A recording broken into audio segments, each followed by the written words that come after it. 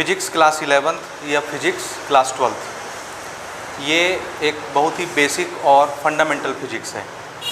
ठीक है, ये वो फिजिक्स है जो लगभग हमारे इस संसार के पूरे अर्थ पर जितने भी बच्चे आपके एज के होते हैं, आपके एज लेवल के, वो बच्चे यही 11th और 12th की फ़िज़िक्स पढ़ते हैं जो आप पढ़ रहे हो।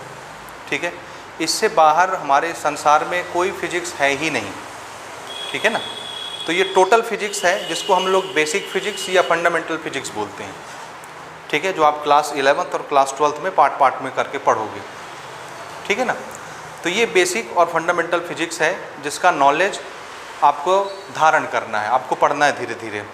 और हम इसको बिल्कुल एक बेसिक लेवल से, बिल्कुल स्टार्टिंग से, जहाँ से फिजिक्स शुरू होती है वहाँ से शुरू करेंगे, वहाँ से स्टार्ट करेंगे और इसको एपेक्स तक पहुँचा देंगे। ठीक है, बीच में सारी चीज़ें कवर हो जाएंगी, सारी बेसिक, सारे कॉन्सेप्ट, सारे न्यूमेरिकल्स, और इसको हम एडवांस लेवल तक आगे पहुँचाएंगे। समझ में आई बात? ओके। फिजिक्स में बहुत सारे बच्चों को बहुत प्रॉब्लम होती है। ठीक है, और इसके लिए एक बड़ा मशहूर कहावत है कि कठिन तो ये है नहीं, ठीक है ना, ईजी है। क्यों ईजी है? कहावत पर हम अभी आते हैं बाद में। इसलिए ईजी है क्योंकि अगर हम आपसे पूछें कि फ़िज़िक्स है क्या, व्हाट इज़ फिज़िक्स, तो इसका जवाब ये है कि हमारे आसपास जो कुछ भी नेचर में घट रहा है, जो भी घटना हो रही है, जो कुछ भी हम देख रहे हैं, जो कुछ भी हम सेंस कर रहे हैं, फील कर रहे हैं, उसी का नॉलेज तो फिजिक्स है। तो जिस चीज़ को हम डेली अनुभव कर रहे हैं, डेली एक्सपीरियंस कर रहे हैं, डेली देख रहे हैं, ठीक है ना, डेली हमारा उसके साथ उठना बैठना है, देखना सुनना है, एक्सपीरियंस करना है, उसी के बीच हमको रहना है, उसी के बीच हमको पलना बढ़ना है। ठीक है ना, वहीं हम जिंदा रहते हैं, जवान होते हैं, बूढ़े होते हैं, मर जाते हैं। वही सारी चीज़ें हमारे आसपास चारों तरफ जो घट रही हैं, जो हो रही हैं, उसी का नॉलेज फिजिक्स है। जो जब हम उसी का हिस्सा हैं, जो हमारे चारों तरफ हो रहा है इन्वायरमेंट में, जब हम खुद उसका हिस्सा हैं, डेली हम उसको एक्सपीरियंस करते हैं, तो वो चीज़ें कठिन कैसे हो सकती हैं? जैसे गाड़ी चलाना, अगर आपको ड्राइविंग नहीं आती है तो आपको बहुत कठिन लगता है कि कैसे चला लेते होंगे। दोनों पैर एक साथ एक वक्त में ऊपर करके गाड़ी आगे बढ़ाते हैं, गाड़ी भागती है, दोनों पैर इकट्ठे ऊपर होते हैं।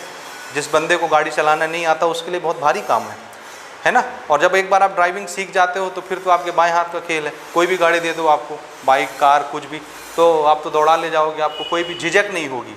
लेकिन जिससे ड्राइविंग नहीं बनती उसके दिल से पूछो कैसे लगेगा, है ना, उसको बहुत डर लगता है।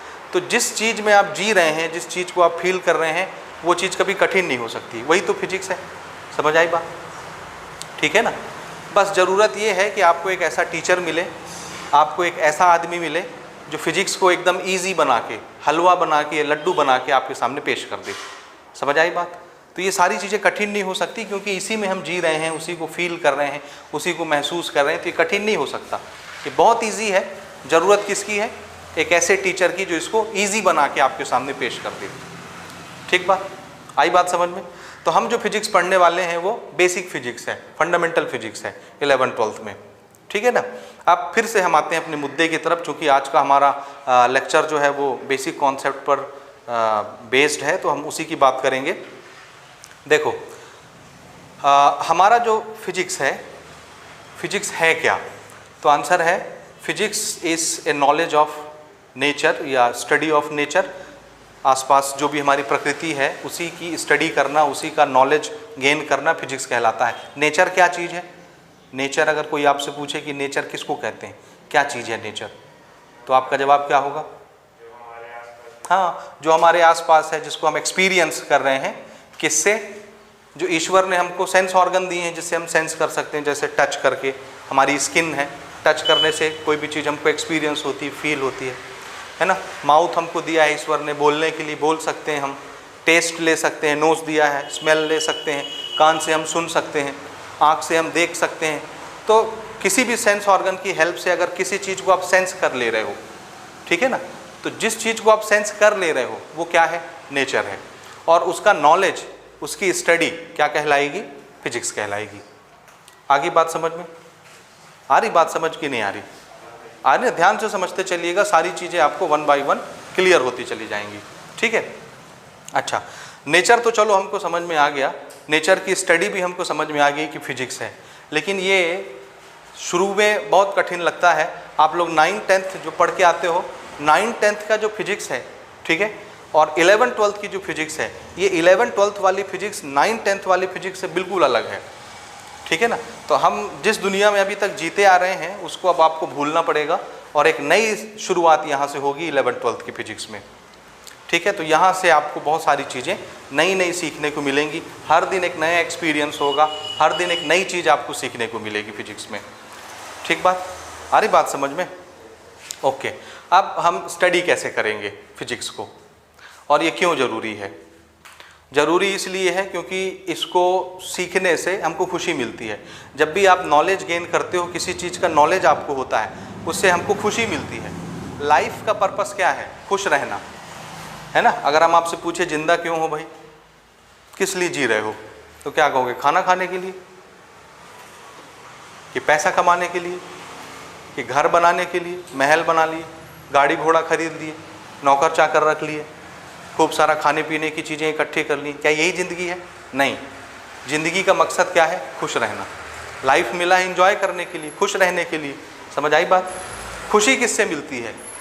तो आपको लगता होगा कि बहुत सारा पैसा कमा लिया तो खुशी मिल जाएगी, अच्छे अच्छे मोबाइल फ़ोन्स खरीद लिए, लैपटॉप खरीद लिए, खुशी मिल जाएगी, अच्छे अच्छे घर बनवा लिए, हमको खुशी मिल जाएगी, गाड़ी खरीद लिए, खुशी मिल जाएगी, बहुत सारा बैंक बैलेंस बना लिया, बहुत खुशी आ जाएगी।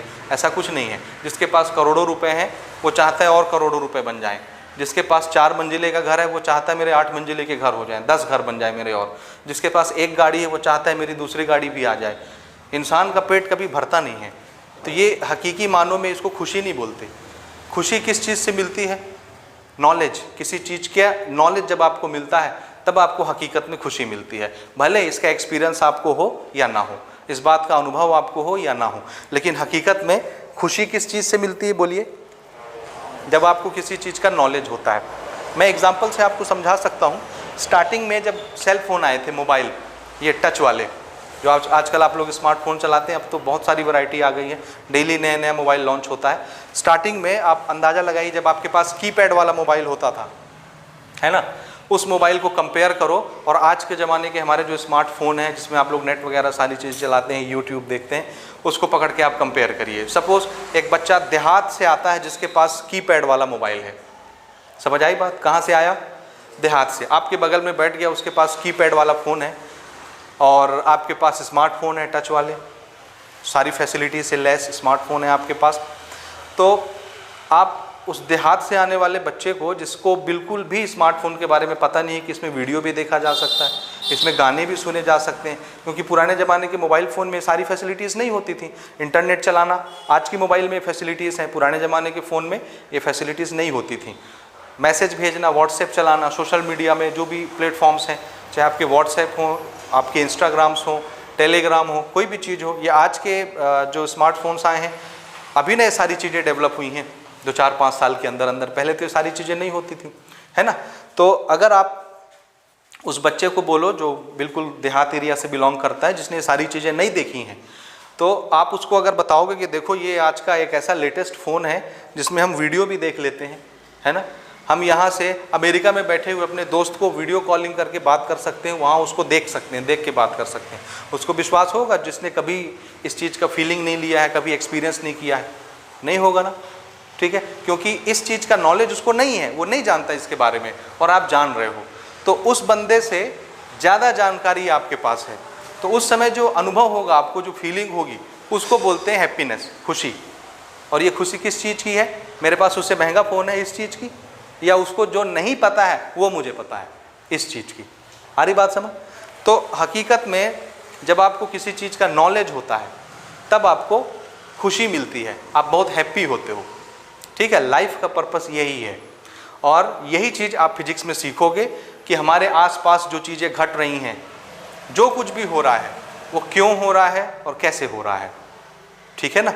डेली सूरज निकलता है, एक तरफ से निकलता है, दूसरी तरफ डूब जाता है, अगले दिन फिर वहीं से निकलता है, फिर इधर डूब जाता है, अगले दिन फिर वहीं से निकलता है, फिर वहीं डूब जाता है, ठीक है। नेचर कभी इस चीज़ को नहीं भूलती कि मुझे सूरज वापस निकालना है, अगले दिन फिर से मुझे रात करवाना है। कभी भी करोड़ों साल से नेचर इस चीज़ को भूलती नहीं है, डेली का उसका काम है, वो कर रही है। समझ आई बात? तो हमको नेचर को समझना है, नेचर किस फिनोमिना के तहत, किस प्रिंसिपल के तहत काम करती है, कौन से नियम हैं जिसको पालन करके नेचर वर्क करती है। तो जब हम उसके काम करने के तरीक़ों को समझेंगे, वो किस नियम का पालन करके वर्क कर रही है, सूरज कैसे निकलता है एक ही रास्ते से, फिर डूबता है, फिर उसी रास्ते से निकलता है, कौन से नियम का पालन करके सूरज डेली इस तरह से चलता है। ठीक है, आप देखते हैं सूरज, ये अर्थ है, ये सन है, इसके बीच में अगर मून आ जाए, यानी सन, मून और अर्थ तीनों एक लाइन में आ जाएं, तो उस समय क्या आ जाता है, सूरज पर ग्रहण लग जाता है। आपने देखा है अभी कुछ दिन पहले सूर्य ग्रहण हुआ था, जो यहाँ इंडिया में नहीं दिखा था, कहीं बाहर दिखा था। सुना है न्यूज़ में आपने, अभी कुछ दिन पहले आया था, सुने हैं नहीं सुने? बोलिए, सुने? क्यों होता है इसको आप लोग सोलर इलिप्स बोलते हो, है ना, सूर्य ग्रहण। ये कब लगता है और क्यों लगता है? जब सन, मून और अर्थ तीनों एक लाइन में आ जाते हैं। तो अर्थ पे रहने वाले हम लोग और ये सन, इसके बीच में कौन आ गया, मून आ गया, तो सन हमको दिखता नहीं, सन ढक जाता है हमारे लिए। सन क्या होता है, छिप जाता है मून के पीछे, इसलिए हम क्या बोलते हैं, सूर्य पर ग्रहण लग गया है, बीच में चंद्रमा आ गया है। ठीक है, फिर आप देखते हो कैलेंडर में लिखा रहता है कि अगले साल इस महीने में इस तारीख को इतने बज के इतने मिनट में फिर से सूर्य ग्रहण लगने वाला है, और ये यहाँ से दिखेगा, यानी जिस लोकेशन भारत में दिखना है तो भारत से, या बाहर से दिखना है तो बाहर से, या भारत में कहाँ से दिखेगा, वो सारी चीज़ें आपको कैलेंडर में देखने को मिलती है, मिलता है ना। हम पहले से जान जाते हैं कि अगले महीने, अगले साल इतने तारीख को इतने बज के इतने मिनट में सूर्य ग्रहण या चंद्र ग्रहण वापस से लगेगा। कैसे बता देते हैं हमको भविष्यवाणी करना कैसे आ गया? क्या सपने में हमको ये बात कोई बता के जाता है कि नहीं इतने दिन बाद इतने बजकर इतने मिनट में वापस से सूर्य ग्रहण होगा, वापस से चंद्र ग्रहण होगा? ये कैसे बता देते हैं? एकदम एग्जैक्ट कैलकुलेशन, एक सेकंड का भी अंतर नहीं होता, इतना एक्यूरेट कैलकुलेशन हम लोग कर लेते हैं। कैसे? बोलिए। वो ऐसे कि जिस नियम का पालन करते हुए सूर्य ग्रहण या चंद्र ग्रहण होता है, उस नियम को हम लोग स्टडी करते हैं। नेचर जिस नियम से सूर्य ग्रहण या चंद्र ग्रहण लगाती है या उसमें ये सारी चीज़ें होती हैं, उस नियम को हम समझते हैं, और समझ करके जब हम अच्छे से समझ जाते हैं तो फिर हम कैलकुलेशन करते हैं कि अगली बार वापस से कब सूर्य ग्रहण लगेगा, कब चंद्र ग्रहण लगेगा, और फिर हम लोग प्रेडिक्शंस करते हैं, भविष्यवाणी, और हमारी भविष्यवाणी फिर सत्य भी साबित होती है ना। तभी तो हम लोग कैलेंडर में छापते हैं कि इतने इतने तारीख को सूर्य ग्रहण या चंद्र ग्रहण लगेगा। ठीक है, और ये सारी चीज़ें हम कैसे कर लेते हैं? क्योंकि हम जानते हैं कि हमारी अर्थ के चारों तरफ मून ऐसे घूमता है, उसके घूमने की वेलोसिटी कितनी है ये हमको मालूम है। अर्थ से लेकर के मून तक का डिस्टेंस ये है रेडियस, मून तक का रेडियस का मेजरमेंट हमको मालूम है, किसी और तरीके से हमने निकाला है लेकिन हमको मालूम है। समझ आया? तो हमारे पास वेलोसिटी के इक्वेशंस हैं, आपने 10th में भी पढ़ रखा होगा, मोशन के इक्वेशन है ना। हमारे पास मून की वेलोसिटी है, हमारे पास वेलोसिटीज़ के इक्वेशंस हैं, हम रेडियस जानते हैं मून तक का, यानी अर्थ से मून तक का डिस्टेंस जानते हैं, और हम सारी इक्वेशंस जानते हैं। इक्वेशन में हम जब सारी चीज़ों को पुट करेंगे और सॉल्व करेंगे तो हमको नंबर मिल जाएगा कि कितने दिन, कितने महीने, कितने बजकर कितने मिनट में वापस से ये घूम के वहीं पर आएगा, यानी मून, सन और अर्थ एक लाइन में वापस आ जाएंगे, फिर से चंद्र ग्रहण, सूर्य ग्रहण लगेगा। समझ आ रही मेरी बात? तो ये हम एग्जैक्ट कैलकुलेशन कर लेते हैं वापस से। आ रही बात समझ में? बोलो, आया या नहीं आया? आया। ये हम क्यों कर रहे हैं? क्योंकि जिस नियम से मून चलता है, अर्थ के चारों तरफ गोल गोल घूमता है, उस नियम को हमने सीख लिया है, उसके फॉर्मूलेशन हमने बनाए हैं। समझ रहे हैं? उसके इक्वेशन हमारे पास है, उसका डिस्टेंस हमारे पास है, उसकी स्पीड हम जानते हैं, और इक्वेशंस को सॉल्व करना भी हम जानते हैं। इसलिए हम कैलकुलेट करके ये बता सकते हैं कि नेक्स्ट ईयर कब सूर्य ग्रहण वापस से लगेगा। आई बात समझ में? बोलिए। तो इस तरह से जब कोई भी घटना हमारे आसपास, हमारे नेचर में कोई भी चीज़ हो रही है, अगर उसके पीछे का कारण हम जान जाएं कि वो किस नियम से चल रहा है, किस नियम से सारी चीज़ें हो रही हैं, तो हम उस नियम को सीख करके, उसको अच्छा पक्का करके, फिर उससे भविष्यवाणी कर सकते हैं कि अगर ये ऐसा होता है तो कहीं हम उसी से रिलेटेड कोई चीज़ देखेंगे तो हम बता देंगे कि ऐसा करने से ऐसा हो जाएगा, इतने दिन बाद वापस ये होगा। आ रही मेरी बात समझ? तो इस तरह से ये सारी चीज़ें होती हैं। जैसे एक और मिसाल मैं आपको बताता हूँ नेचर से रिलेटेड। हमारे यहाँ पानी के बहने का नियम क्या है? पानी हमेशा हायर सरफेस से लोअर सरफेस की तरफ ऐसे फ्लो होता है, ऊपर से नीचे आता है पानी ना, कि नीचे से ऊपर जाता है। अगर मैं अपने टेबल को ऐसे कर दूं और पानी को इधर डालूं तो पानी किधर बहेगा? नीचे की तरफ, या पानी अगर मैं यहाँ डालता हूँ तो क्या पानी ऊपर चढ़ेगा? नियम क्या है पानी के चलने का? हमेशा पानी कहाँ से कहाँ फ्लो होगा? ऊपर से नीचे की तरफ, हायर सरफेस से लोअर सरफेस की तरफ फ्लो होता है। ये उसका नियम है चलने का। इसी नियम का पालन करते हुए सारी नदियाँ फ्लो होती हैं। अब नदी के फ्लो होने में आप ये नहीं कहोगे कि ये नदी पूरब से पश्चिम की तरफ बहती है, ये उत्तर से दक्षिण की तरफ बहती है, ऐसा कुछ नहीं होता। नदी हमेशा एक नियम का पालन करती है, और वो नियम क्या है? कहाँ से कहाँ फ्लो होना है पानी को? हायर लेवल से लोअर लेवल की तरफ, ऊपर से नीचे की तरफ। आया समझ में?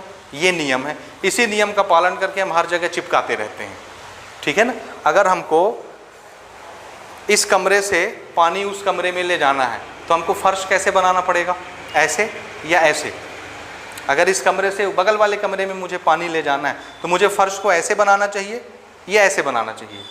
ऐसे बनाना चाहिए। तो इस कमरे में पानी डालूंगा तो अगले कमरे में चला जाएगा। फ्लो होने का नियम हमको आता है, ठीक है। ये हमारे नेचर में इस तरह से पानी फ्लो होता है और उसके नियम को हम भली भांति जानते हैं, ठीक है। तो फिर से एक बार बताइए, पानी के फ्लो होने का नियम क्या है? कहाँ से कहाँ फ्लो होता है पानी? हायर लेवल से लोअर लेवल की तरफ। और नेचर कभी भी इसके खिलाफ काम नहीं करता। आई बात समझ में? लेकिन इसी संसार में हम ये देखते हैं कि एक पेड़ है और पेड़ बहुत ऊंचे ऊंचे होते हैं ना। जमीन पर जो पेड़ लगे रहते हैं उस पेड़ की ऊंचाई बहुत होती है। और सपोज कीजिए एक बहुत ऊंचा पेड़ है, बहुत ज़्यादा ही ऊंचा पेड़ है, और सबसे ऊपर में उस पेड़ की एक पत्ती लगी हुई है, और वो पत्ती किस कलर की होती है? पत्ता किस कलर का होता है? बोलिए। ग्रीन, हरे कलर का। हरे कलर का पत्ता है, इसका मतलब है पत्ता जिंदा है। इसका मतलब उसमें नमी है, मॉइस्चर है, पानी है ना। पानी है तभी तो पत्ता हरा है। पानी नहीं पहुंचेगा तो पत्ता येलो हो जाएगा, सूख जाएगा, है कि नहीं। तो इतना एक 400-500 फीट ऊंचा पेड़ है, इतना ऊंचा पेड़, और उस पेड़ के सबसे ऊपर में एक लगा हुआ पत्ता, और वो पत्ता कैसा है? ग्रीन। ग्रीन ये सिग्नल देता है कि इसमें मॉइस्चर है, इसमें पानी है। कहाँ से आया पानी? आंसर है नीचे से जाता है पानी। लेकिन अभी अभी तो हमने बताया कि पानी के फ्लो होने का नियम क्या है? ऊपर से नीचे। लेकिन पेड़ पानी को कहाँ से कहाँ फ्लो कराता है? ऊपर से नीचे कि नीचे से ऊपर ले जाता है? नीचे से ऊपर। देखो 1 किलोमीटर ऊंचा पेड़ भी होगा तो भी पानी नीचे से ऊपर उस पत्ते तक पहुंचता है, क्योंकि वो ग्रीन है। ग्रीन ये बताता है कि उस तक पानी पहुंच रहा है, और ये पानी किधर चल रहा है? नीचे से ऊपर की तरफ, नेचर के अगेंस्ट, उसके खिलाफ काम करते हुए। आई बात समझ में? तो कोई मोटर पंप लगा हुआ है क्या उसकी जड़ में कि नीचे से पानी ऊपर चला जाए? क्योंकि हमको अगर अपने छत पर रखे हुए सिंटेक्स में पानी पहुंचाना है तो हमको क्या लगाना है? मोटर लगाना पड़ेगा, तभी हम पानी को नीचे से ऊपर छत में पहुंचा सकते हैं। अदरवाइज ऐसे पानी ऊपर नहीं जाता। तो पेड़ में कौन सा मोटर पंप लगा रहता है जो नीचे से जड़ से पानी उठा करके 1 किलोमीटर ऊपर जो पत्ती है वहाँ तक पानी पहुँचा देता है, ठीक है। तो ये इसका भी एक अपना नियम है, और उस नियम को हम आगे चैप्टर्स में सीखेंगे, ठीक है ना। कैपिलरिटी के थ्रू ऐसा होता है, जब पाइप बहुत पतली हो जाती है तो पानी अपने आप चढ़ने लगता है। ये एक पर्टिकुलर नियम है। इस नियम को हम सीखते हैं और फिर प्रेडिक्शन करते, भविष्यवाणियाँ करते हैं, समझ रहे हैं। तो ये सब नेचर में जो कुछ हो रहा है ये उसके अपने कुछ ना कुछ नियम हैं, जिन नियमों को हमको फिजिक्स में सीखना है। आ रही बात समझ या नहीं आ रही? बोलिए, बोलो। यहाँ तक आया समझ में या नहीं आया? आ गया ना। अच्छा, अब ये तो ठीक है, 2-4 एग्जाम्पल हमने दे दिए। सीख के करेंगे क्या? नियम हम सीख गए तो सीख के करेंगे क्या? हमारे आसपास जो चीज़ें हो रही हैं, अगर हम उनके नियम जान गए कि ये क्यों हो रहा है, कैसे हो रहा है, तो उसको सीख के अपन करेंगे क्या? सीधा सा जवाब है भविष्यवाणी करेंगे। समझ आया? क्या करेंगे? भविष्यवाणी, प्रेडिक्शन। जैसे अगर मैं आपको गाड़ी की स्पीड बता दूं, हम यहाँ से अपने शहर जहाँ हम रहते हैं, बाजू वाले शहर, बाजू वाले टाउन तक का डिस्टेंस नाप सकते हैं कि नहीं? 100 kilometre, 200 kilometre, 400 kilometre, 1000 kilometre measure कर सकते हैं ना। डिस्टेंस नापना हमको आता है, ठीक है। एक पर्टिकुलर टाइम में जितना डिस्टेंस हमारी गाड़ी ट्रेवल करती है, एक पर्टिकुलर टाइम में डिस्टेंस डिवाइडेड बाय टाइम करने से क्या मिल जाता है? स्पीड। गाड़ी की स्पीड हम निकाल सकते हैं, है ना। तो अगर मुझे ये पता चल जाए कि मेरी गाड़ी की स्पीड इतनी है, जो भी स्पीड से चल रही है गाड़ी, गाड़ी की स्पीड अगर आपको पता चल जाए तो आप बता सकते हो ना कि यहाँ से 100 किलोमीटर जाना है और मेरी गाड़ी की स्पीड अगर 50 किलोमीटर पर आवर है, 1 घंटे में 50 किलोमीटर मेरी गाड़ी जाती है, तो मैं 100 किलोमीटर का डिस्टेंस कितनी देर में तय कर लूँगा, टाइम कितना देर लगेगा यहाँ से वहाँ तक पहुँचने में, बता सकते हैं कि नहीं? कैसे बता लेते हैं? क्योंकि हमको स्पीड का फॉर्मूला आता है, हमने स्टडी की हुई है, तो हम भविष्यवाणी कर सकते हैं ना कि अगर तुम 50 किलोमीटर प्रति घंटे की रफ्तार से जाओगे तो 100 किलोमीटर कितने घंटे में पहुंच जाओगे? 2 घंटे में। तो 2 घंटे में आप यहाँ से शहडोल पहुंच जाओगे आराम से। आ रही मेरी बात समझ? तो हम क्यों नियमों को सीखते हैं फिजिक्स के? इससे क्या करने वाले हैं? इससे हम लोग भविष्यवाणी करने वाले हैं, प्रिडिक्शन करने वाले हैं। ठीक है जी? ठीक है ना? बोलते जाओ। ठीक है? तो इसलिए हम नियमों को सीखना चाहते हैं और भविष्यवाणी करना चाहते हैं। लेकिन इस भविष्यवाणी को करना इतना आसान नहीं होता है ना। इसके लिए आपको कैलकुलेशन करनी पड़ेगी, आपको वेलोसिटी की वैल्यू रखनी पड़ेगी, आपको डिस्टेंस की वैल्यू रखनी पड़ेगी, तब जाके टाइम आएगा। ये तो एक छोटा सा नमूना मैं आपको दे रहा हूँ। अगर मैं वो मून वाला एग्जाम्पल लूँ जिससे सूर्य ग्रहण हो रहा था, उसमें तो और ख़तरनाक कैलकुलेशन करना पड़ेगा, है ना। मोशन की इक्वेशन इन्वॉल्व करने पड़ेंगे, रेडियस इन्वॉल्व करना पड़ेगा मून तक का, यानी हमारे अर्थ से मून तक का डिस्टेंस इन्वॉल्व करना पड़ेगा, और एक लंबा चौड़ा कैलकुलेशन करना पड़ेगा। तब जाके हम बता पाएंगे कि कब वापस से वही सूर्य ग्रहण होगा, वापस से मून, सन और अर्थ एक लाइन में आ जाएंगे, है ना। इसके लिए हमको मेजरमेंट करना है, कैलकुलेशन करना है, और कैलकुलेशन करने के लिए हमको मैथमेटिक्स आनी चाहिए। समझ रहे हैं? कैलकुलेशन करने के लिए क्या आना है? मैथमेटिक्स। अगर मैथमेटिक्स आपका कमज़ोर है तो आप फिजिक्स में ज़्यादा अच्छे कैलकुलेशन नहीं कर सकती, है ना। क्योंकि फिजिक्स एक्चुअल में क्या चीज़ है? मेज़रमेंट करने का ही तो नाम फिजिक्स है। हर चीज़ जो भी हम फील कर रहे हैं, जो चीज़ भी हम एक्सपीरियंस कर रहे हैं, हर चीज़ हम नापना चाहते हैं, मेज़र करना चाहते हैं। समझ आई बात? बोलिए। ठीक है। जितनी भी चीज़ें हमको दिखती हैं, जो कुछ भी हमारे आसपास हो रहा है, हम हर चीज़ को नापना चाहते हैं, मेज़र करना चाहते हैं। ठीक है। जैसे अगर मैं बोलता हूँ यहाँ से शहडोल या यहाँ से मनिंद्रगढ़ कितने किलोमीटर दूर है? मनिंद्रगढ़ कितना? 10। कितना? 110। तो यहाँ से मनिंद्रगढ़ कितना किलोमीटर है? 110 किलोमीटर है। ध्यान से समझिएगा मेरी बात। मैं आपको बोलता हूँ कि पैदल चले जाओ मनिंद्रगढ़, 110 किलोमीटर डिस्टेंस तय करना है। कैसे? कैसे जाना है? पैदल जाना है। अब आप चलना शुरू किए, 1 घंटा हो गया, 2 घंटा हो गया, 3 घंटा हो गया, 8 घंटा हो गया, 10 घंटा हो गया, मनिंद्रगढ़ आ ही नहीं रहा है। समझ रहे हो? तो आप क्या बोलोगे? बहुत दूर है ना, पैदल चल रहे हैं, बहुत दूर है, 8 घंटे हो गए चलते चलते, लेकिन अभी तक मनिंद्रगढ़ नहीं आया, है ना। हमने बोला ठीक है, साइकिल से चलो। तो अब यहाँ से साइकिल से चलना स्टार्ट किए, फिर आप 4-5 घंटे चले। साइकिल से तो जल्दी पहुँच जाएंगे ना पैदल के कंपैरिजन में। यहाँ से आप चलते हैं साइकिल से, फिर भी 2 घंटा, 3 घंटा, 4 घंटा बीत गया, मनिंद्रगढ़ नहीं आया, फिर भी बहुत दूर लगेगा, 110 किलोमीटर है ना। ओके, यहाँ से एक प्लेन जाती है और आपको लंदन जाना है। कहाँ जाना है? लंदन। यहाँ से लंदन जाने में 12 घंटे लगते हैं प्लेन में। कितने घंटे? 12 घंटे लगते हैं। यहाँ से आप बैठे, आपकी प्लेन उड़ी और 2 मिनट हुआ घड़ी में, नीचे देखा आपने, मनिंद्रगढ़ शहर दिख गया। समझ आया? 1 घंटे के बाद बिलासपुर पार हो गया, 2 घंटे के बाद आप देखे बेंगलोर पार हो गया, फिर थोड़ी देर बाद समुंदर पार हो गया, लंदन पहुंच गए 12 घंटे में, है ना। मनिंद्रगढ़ कितनी देर में आया? कितनी देर में आया? जैसे ही प्लेन उड़ती है 1-2 मिनट बीतते हैं, क्या देखते हैं नीचे आप? मनिंद्रगढ़ क्रॉस हो गया।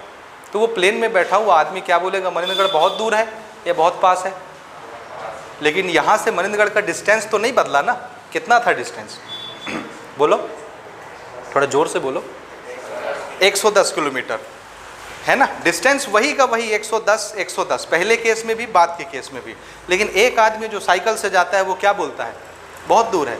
एक आदमी जो प्लेन से जाता है वो क्या बोलता है? उसी डिस्टेंस को, बहुत पास है ना। तो मनिंद्रगढ़ दूर है कि पास है?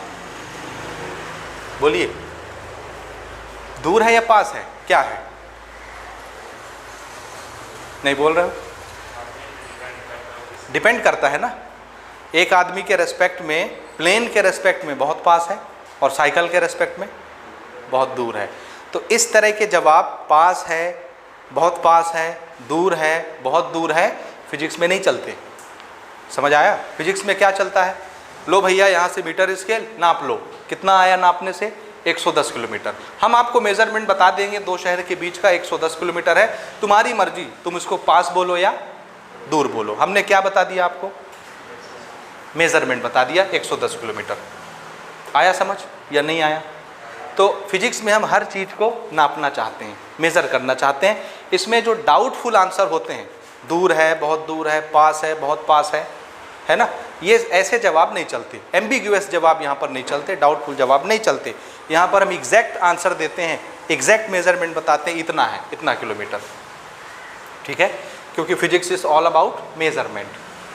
ठीक है, समझ में आया? तो हम हर चीज़ को नापना चाहते हैं, और नापने के लिए क्या लगेगा? बोलिए क्या लगेगा नापने के लिए? मैथ्स का नॉलेज लगेगा। तो अगर आपका मैथ्स का नॉलेज कमज़ोर है तो आप नाप पाओगे क्या? मेज़र कर पाओगे क्या? नहीं कर पाओगे, है ना। इसलिए फिजिक्स को अच्छे से समझने के लिए हमको क्या चीज़ आना चाहिए? बोलिए, मैथमेटिक्स आनी चाहिए। अब पूरा का पूरा मैथमेटिक्स नहीं चाहिए हमको, उतना मैथमेटिक्स चाहिए जितना हमको फिजिक्स में ज़रूरत पड़ता है। आगे यहाँ तक समझ में बात? पूरा मैथ्स नहीं चाहिए ना, घबरा नहीं जाना कि पूरा मैथ्स पढ़ना पड़ेगा फिजिक्स समझने के लिए। सिर्फ उतना टुकड़ा, सिर्फ उतने पोर्शन जिसकी हमको ज़रूरत कहाँ पढ़नी है? फिजिक्स में पढ़नी है। सिर्फ उतनी मैथमेटिक्स आपको आनी चाहिए, तो आप फिजिक्स में बहुत अच्छा स्कोर कर सकते हैं, और बहुत अच्छे कैलकुलेशन इसमें बना सकते हैं, और प्रेडिक्शन कर सकते हैं। ठीक है ना? ठीक है ना? समझे कि नहीं समझे? समझे बोलो कि नहीं समझे? तो अगर फिजिक्स के आसमान में आपको बहुत दूर तक उड़ना है, बहुत दूर तक गोते लगाने हैं फिजिक्स के आसमान में, तो आपको मैथमेटिक्स के पंख चाहिए। उड़ने के लिए क्या चाहिए होता है? पंख चाहिए होता है। तो अगर आपके पंख ज़्यादा स्ट्रॉन्ग होंगे, ज़्यादा मजबूत होंगे, तो आप ज़्यादा ऊंचा उड़ सकेंगे, ज़्यादा फास्ट उड़ सकेंगे। और फिजिक्स की उड़ान उड़ने के लिए किस चीज़ के पंख चाहिए होते हैं? मैथमेटिक्स के। So mathematics gives wings to the physics. समझ आई बात? किस चीज़ की पंख की ज़रूरत है हमको? मैथमेटिक्स की। तो मैथमेटिक्स वो पंख है जिसको लगा करके आप फिजिक्स में बहुत ऊंचा उड़ सकते हो, बहुत गहराई में जा सकते हो, और बहुत अच्छी कैलकुलेशंस कर सकते हो, और बहुत अच्छे तरीके से प्रेडिक्शंस कर सकते हो। ठीक है, यहाँ तक समझ में आया? तो अब हम आते हैं क्लास 11th की फिजिक्स हमको स्टार्ट करनी है। तो हमारा टॉपिक कैसा रहेगा, कैसे हम लोग इसको पढ़ेंगे, इस पर हम बात कर लेते हैं। ठीक है ना? तो हम मैथमेटिक्स में सिर्फ उतना ही पोर्शन यहाँ पर उठाएंगे जितना हमको 11th-12th की फिजिक्स में ज़रूरत पड़ना है। बाकी पूरी मैथमेटिक्स में वैसे भी 11th-12th की पढ़ाऊँगा, तो डिटेल मैथमेटिक्स हम वहाँ पर पढ़ेंगे। ठीक है, फिजिक्स में हमको जिस चीज़ की ज़रूरत है उतनी मैथमेटिक्स हम यहाँ पर कवर करेंगे। तो हम सबसे पहले देखो चैप्टर नंबर 0 बनाएंगे, चैप्टर नंबर 0, और इस चैप्टर का हम नाम रखेंगे मैथमेटिकल टूल्स। Mathematical tools. आ रहा है समझ? ये कौन सा चैप्टर बनेगा अपना? चैप्टर नंबर, बोलो जोर से, चैप्टर नंबर 0। क्या नाम होगा? Mathematical tools. और इसमें हम क्या पढ़ेंगे?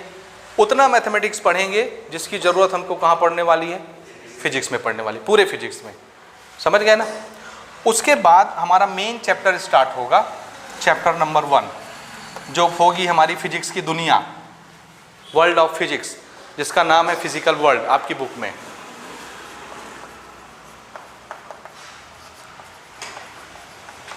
फिजिकल वर्ल्ड ये हो गया। इस चैप्टर में हम ये पढ़ेंगे कि फिजिक्स में पढ़ना क्या क्या है, फिजिक्स होता क्या है, फिजिक्स में कौन कौन सी चीज़ पढ़नी है, फिजिक्स का स्कोप क्या है, फिजिक्स का इंटरेस्ट क्या है, कितनी छोटी चीज़ से फिजिक्स स्टार्ट होती है, कितने बड़ी चीज़ तक फिजिक्स का नॉलेज आपको पढ़ते चले जाना है, कहाँ से फिजिक्स स्टार्ट होती है और कहाँ तक फिजिक्स है। आ रही बात समझ में? ये सारी चीज़ें हम लोग यहाँ पढ़ेंगे। फिजिक्स का इंटरेस्ट क्या है, फिजिक्स से कौन कौन सी चीज़ें रिलेट करती हैं, फिजिक्स का नॉलेज यूज़ करके केमिस्ट्री में कहाँ इम्प्लाइड करते हैं, फिजिक्स का नॉलेज बायोलॉजी में कहाँ पर यूज़ होता है।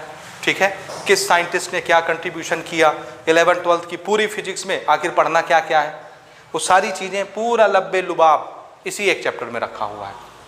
समझ रहे हैं? तो यहाँ पर हम सारी चीज़ें डिस्कस करेंगे। इसके बाद हमारा मेन टॉपिक फिजिक्स का स्टार्ट होगा, मेजरमेंट। यूनिट्स एंड मेजरमेंट नाम है, तो मैं उसको मेजरमेंट लिख देता हूँ, और यहाँ से फिर रेगुलर हमारा फिजिक्स का टॉपिक स्टार्ट हो जाएगा। ये हमारा चैप्टर नंबर 2 बनेगा। तो मेन चैप्टर कहाँ से शुरू होता है हमारा? मेन फिजिक्स कहाँ से शुरू होती है? यूनिट्स एंड मेजरमेंट से। ठीक है, ये समझ आया या नहीं आया? तो अभी हमारा काम क्या है, क्या पढ़ना है अपने को, बोलिए। अभी हमको क्या पढ़ना है? हाँ, ये तो बात की बात है ना। अभी हम पढ़ेंगे मैथमेटिकल टूल्स, और मैथमेटिकल टूल्स में हमने इसको 4-5 पार्ट में डिवाइड किया है, यानी वो मैथमेटिक्स, वो टूल जो हमको फिजिक्स में यूज़ करना है। ठीक है, तो इसमें हम क्या क्या पढ़ेंगे? पहली चीज़ तो हम रिवीजन करेंगे, जो आपने 9th 10th लास्ट ईयर बहुत सारी चीज़ें पढ़ी हैं, जैसे अलजेब्रा। अलजेब्रा में हम सिर्फ फार्मूला रिपीट करेंगे, रिवीजन करेंगे। अलजेब्रा जानते हो ना, एक्स वाई जेड, जिसमें वेरिएबल्स आते हैं, इक्वेशंस आ जाते हैं। क्वाड्रेटिक इक्वेशन आपने पढ़ रखा है, याद है कि नहीं? उसका रूट निकालना, एक वेरिएबल वाला, यानी एक्स को एक तरफ करो, बाकी न्यूमेरिकल वैल्यू एक तरफ करो, एक्स की वैल्यू निकालो। 2 वेरिएबल की वैल्यू निकालना, याद है कि नहीं है? लीनियर इक्वेशन इन 2 वेरिएबल्स पढ़े ना, क्लास 10th में ही था। तो वो सारी चीज़ें हमारी अलजेब्रा में आ जाती हैं। ठीक है, फिर इसी अलजेब्रा में हम एक इंपॉर्टेंट चीज़ पढ़ेंगे, बाइनोमियल थ्योरम। ठीक है, वो ज़्यादा इंपॉर्टेंट है। अलजेब्रा के बाद हम लोग पढ़ेंगे ट्रिग्नोमेट्री, लेकिन वो 10th तक आप सिर्फ एक ही क्वाड्रेंट में थे। अब हम दूसरे और तीसरे और चौथे क्वाड्रेंट में भी छलांग मारेंगे, और 11th 12th हर जगह ये यूज़ होगा, ट्रिगोनोमेट्री। तो इस पर भी हम एक लेक्चर लेंगे।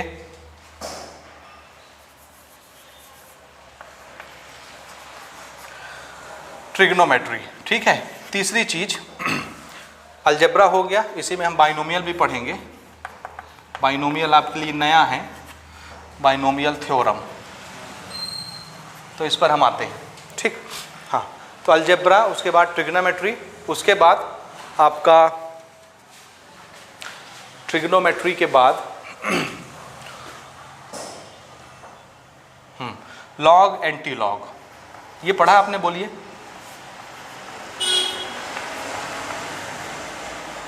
लॉग टेबल कैसे देखते हैं, एंटी लॉग टेबल कैसे देखते हैं, लॉग के क्वेश्चन कैसे सॉल्व करते हैं, आपने पढ़ा है नहीं? लॉग नहीं पढ़ा ना, आपके सिलेबस में नहीं है, तो ये आपके लिए नया है। बाइनोमियल थ्योरम आपके लिए नया रहेगा। लॉग तो ऑलमोस्ट सैकड़ों जगह यूज़ होगी फिजिक्स में और केमिस्ट्री में भी इवन, है ना। तो ये तो आपको सीखना कंपलसरी है, इसके बिना तो काम ही नहीं चलेगा आपका ना, समझ रहे हो? बोलो। हाँ, तो ये चीज़ें कंपलसरी हैं, बिना इसके नॉलेज के आप ऊंचा नहीं उड़ पाएंगे। मैंने पहले ही बताया, फिजिक्स में ज़्यादा ऊंचा उड़ने के लिए क्या चाहिए जी? कौन से पंख चाहिए? मैथमेटिक्स के पंख चाहिए, और मैथमेटिक्स के पंख यही तो हैं। अगर ये पंख आपके मजबूत हो गए तो आप बहुत ऊंचा उड़ सकते हैं, ठीक है ना। तो लॉग एंटी लॉग पढ़ेंगे, उसका टेबल कैसे देखते हैं, टेबल भी मैं आपको प्रोवाइड कराऊंगा, आपको प्रिंट आउट करनी है उसकी, ठीक है। उसके बाद आपको सीखना है ग्राफ। ग्राफ कैसे देखते हैं, तो ये तो हम जब हमारा तीसरा चैप्टर स्टार्ट होगा फिजिक्स में, तो वहाँ पर भी हम कर सकते हैं ग्राफ, या अगर हमको टाइम रहेगा तो हम इसी बेसिक में इसको ले लेंगे, ठीक है। कितनी चीज़ें हो गई? 4। ओके, एक चीज़ मैं अभी, अच्छा ये तो हमारा ऑप्शनल है ना ग्राफ। ज़्यादा इंपॉर्टेंट जो है उसको हम यहाँ दे देते हैं चौथे नंबर में, कैलकुलस। कैलकुलस पढ़ा आपने? नहीं पढ़ा ना। This is most important topic, जिसमें आप लोग डिफरेंशिएशन और इंटीग्रेशन पढ़ोगे, है ना। देखो, कैलकुलस का जो टॉपिक है वो क्लास 12th मैथमेटिक्स में पढ़ाया जाता है। कहाँ पढ़ाया जाता है बोलो? कौन से क्लास में? 12th में। किस में? मैथमेटिक्स में। डिटेल कैलकुलस, डिफरेंशिएशन और इंटीग्रेशन, ठीक है। लेकिन इसकी ज़रूरत कहाँ पड़नी है? कौन से कक्षा में? 11th में, है ना। तो हम पूरा तो नहीं पढ़ेंगे, पूरा चीज़ अगर आपको पढ़ना है, डिटेल नॉलेज लेना है, तो वो आपको मैथमेटिक्स में मिलेगा, ठीक है। हम सिर्फ उतना पोर्शन यहाँ से उठाएंगे कैलकुलस से जितना हमको फिजिक्स में ज़रूरत पड़ता है, बहुत छोटा सा पोर्शन, ठीक है। लेकिन ये आपको सीखना है, मैंने बताया सैकड़ों जगह ये यूज़ होगा। क्लास 12th में तो बार बार यूज़ होगा, जगह जगह, पहले ही चैप्टर से शुरू हो जाएगा, ठीक है ना। उसके बाद फिर हमारा लास्ट में आएगा ग्राफ। तो ग्राफ पर एक लेक्चर हम लेंगे। तो ये देखो, 5 पार्ट में हमने किसको बांट दिया है जी? मैथमेटिकल टूल्स को। तो पहला काम है अपने टूल्स को रेडी करना, आपका जो पुराना नॉलेज है उसको रिफ़्रेश करना। इसमें कुछ वो टॉपिक दिख रही हैं आपको जो आपने क्लास 10 तक पढ़ रखा है, जैसे अलजेब्रा आपने पढ़ रखा है, ट्रिग्नोमेट्री आपने पढ़ रखा है, थोड़ा बहुत ग्राफ भी पढ़ रखा आपने, कोऑर्डिनेट ज्योमेट्री का चैप्टर आया था, ग्राफ का चैप्टर आया था, तो थोड़ा बहुत आपको ये आता है ना। तो ऐसी ऐसी चीज़ें हैं जो आप पहले पढ़ चुके हो, और कुछ नई चीज़ें दिख रही हैं जैसे ये लॉग, कैलकुलस जो आपने नहीं पढ़ा है, नया आपको सीखना है। तो इसके बाद हम स्टार्ट करेंगे मैथमेटिकल टूल्स, ठीक है, और फिर हमारी फिजिक्स की जर्नी स्टार्ट होगी, उसके बाद फिजिकल वर्ल्ड और फिर यूनिट एंड मेजरमेंट, ठीक है ना।